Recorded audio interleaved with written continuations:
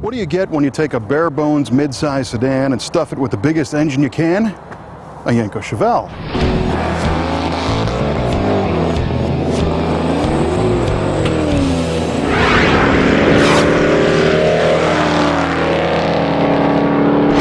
This 1969 Yenko Chevelle is a very, very cool car for a whole bunch of different reasons. It's kind of a double whammy of very rare high-performance car because the Yenko Chevelle kind of started life as a COPO Chevelle.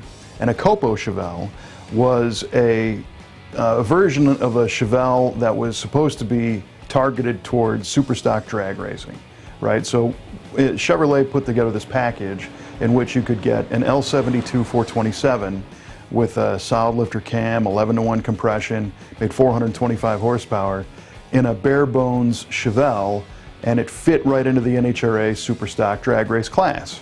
It was a lighter weight version, had a basic interior, and they made somewhere around 350 of these. But Don Yenko at Yenko Chevrolet wanted his own version of the COPO Chevelle. He had already had a string of Yenko branded supercars, Yenko Stinger, Corvairs, of course the Yenko Camaros, and by '69 he thought the Chevelle would make a great platform also. So he took 99 COPO 427 Chevelles and transformed those into SYC Yenko supercars. And that's what we have here today, one of those 99, and it's one of 12 that was finished in Garnet Red. The Yenko cars are interesting because they are definitely all about the performance, but they still have a little bit of extra style in the form of the white Yenko stripe down the side and the hood graphics, and they've got the SYC logos on the headrests. But other than that, this car's all business. 55 of these were 4-speed manuals with a bench seat. The rest were automatics with a Turbo 400 that was specially prepared. This one actually has bucket seats and the 4-speed. But you'll notice the rest of the interior is the same as a base Malibu. Although I think the steering wheels either said Malibu or they had a Chevrolet bow tie emblem. But you didn't get the fancier SS 396 interior. It's a bare bones car. It's designed to go racing, so there's nothing super fancy inside. This one does not have power steering, it doesn't have air conditioning, it doesn't have power windows.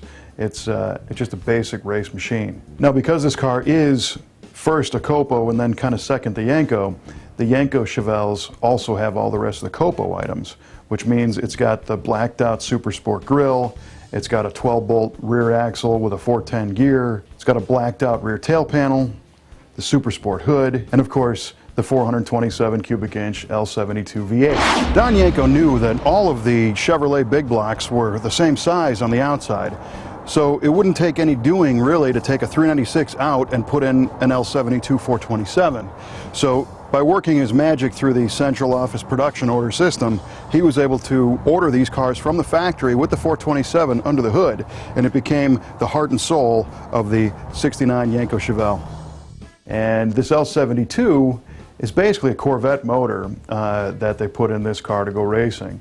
And it's pretty neat because it's a 4-bolt block, 11-to-1 compression, solid lifter cam, aluminum intake manifold, high-flowing Holley carburetor sitting on top, and they advertised 425 horsepower at 5,600 RPM. Although, once again, there's a little trickery going on because they did continue to make power higher than that 5,600 RPM. Some say they made close to 450 horsepower around 6,400 RPM. And it's interesting because that 427 really made a lot more power than the 350 horsepower SS 396 car that that was the standard Super Sport model. '69 was the last year of the COPO and Yenko Chevelle program because in 1970 you could get an LS6 454 car as a standard Chevelle SS. And it was rated at 450 horsepower, so that was already more than what that 427 was making. Although there are people that still say that if you spun a 427 up higher in the RPM, it would probably make the same power.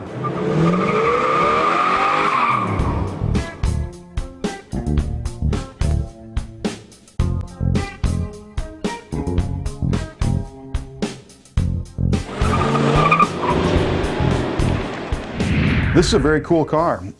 It's another member of the Brothers collection, and it's one of the more rare 69 Yenko Chevelles out there, being a 4-speed manual steering bucket seat with the Garnet Red. There's a couple colors that were more rare, gold and white, but then it was the red, and then other colors were more popular. But we were just glad to be able to spend some time with it and hear this thing come to life.